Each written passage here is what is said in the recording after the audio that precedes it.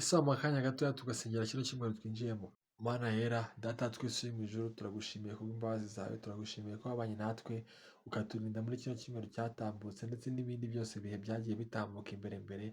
Turagushimiye ko waturengeye, ukadushoboza, tukagira ano masaha tugihumeka umwuka w'abazima. Hari benshi batabishobojwe, si uko twebwe hari icyo tubarusha, si uko turenze kubarusha, ahubwo ni ubuntu bwawe bwonyine n'imbabazi zawe zonyine zadushoboje kugeza muri aya masaha, tukageza kino gihe tugihumeka umwuka w'abazima. Turagushimiye ko udukomeza, utugenderera, utuneshereza umunsi ku munsi, kandi uhora utubera Imana. Turagushimiye rero yuko wabanye natwe tukaba tugeze aya masaha.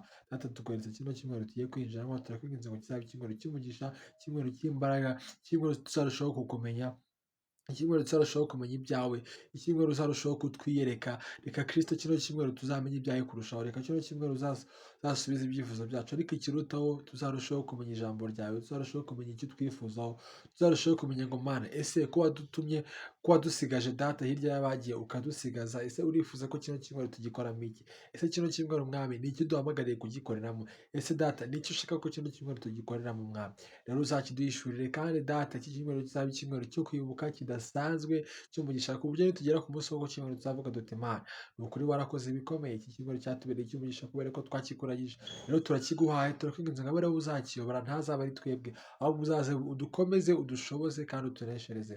Ngaho rero komeza uganze utegeke, ukomeze uturengere, kandi Data uturengere n'imiryango yacu, uturinde inshuti zacu, kandi ukomeze twambike imbaraga zo kurushaho gusa nawe no kurushaho gukora ibyo wishimira Data we. Ngaho uganze utegeke, icyo ushaka n'icyo kimwe gikomeze kibe mu izina rya Yesu.